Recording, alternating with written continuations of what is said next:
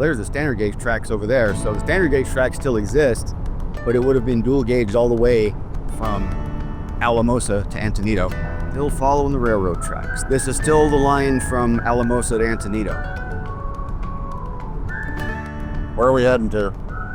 We are going to Antonito, Colorado, in the San Luis Valley to ride the Cumbres Toltec Scenic Narrow Gauge Railroad.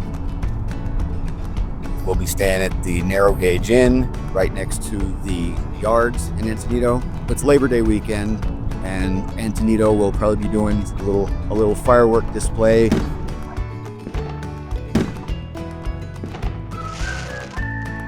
So tomorrow for the train ride, we'll be riding the bus out of Antonito to Chama, New Mexico, and catching the train out of Chama and riding up the 4% grade over Cumbres Pass, and then back down to Antonito. And in the middle, we'll make a lunch stop at the historic railroad town of Osier, Colorado.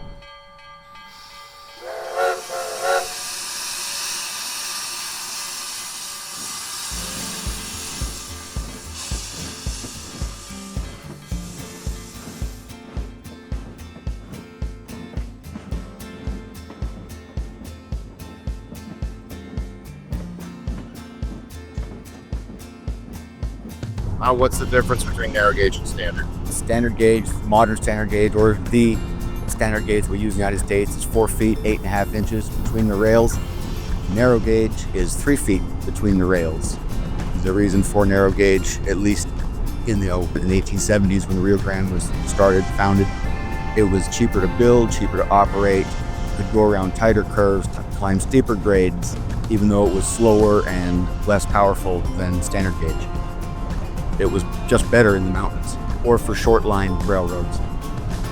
The reason it's called the Denver Rio Grande is because it was supposed to go, General William Jackson Palmer, who started it, who founded the railroad, wanted to go all the way to Mexico City, but he only ever made it as far as Santa Fe, New Mexico, and into Utah. The Rio Grande was the major railroad in Colorado.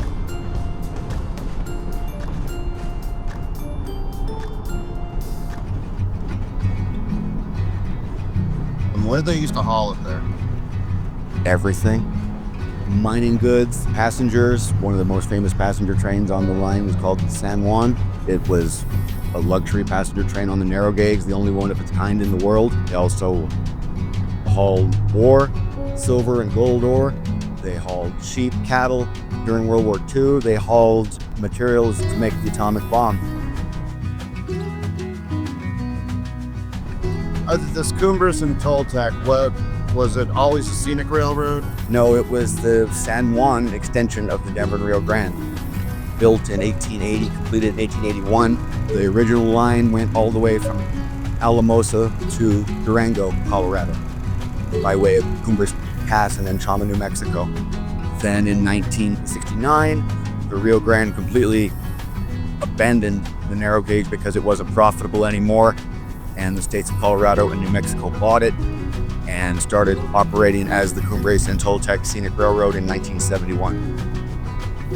You can rent the house from Indiana Jones in The Last Crusade in Antonito. They used the Cumbres Toltec for that movie. Engine 484 was the circus engine.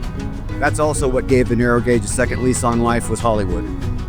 The set that they used for Indiana Jones was also used for quite a few other movies, like Good Guys and the Bad Guys and Bite the Bullet, Shootout, The Missouri Breaks, A Million Ways to Die in the West.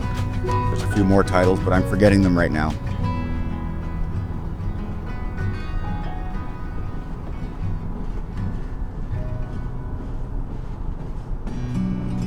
What I like most about the Cumbres and Toltec is, in my opinion, it's the best preserved heritage railroad in the United States. They are working hard to preserve the history of the Denver Rio Grande Western. All of the structures in Chama are original to the Rio Grande. They faithfully recreate historic trains and do photo charters, and it's just a great ride. The people that work there really love their jobs, and so that's what I like about the Cumbres and Toltec.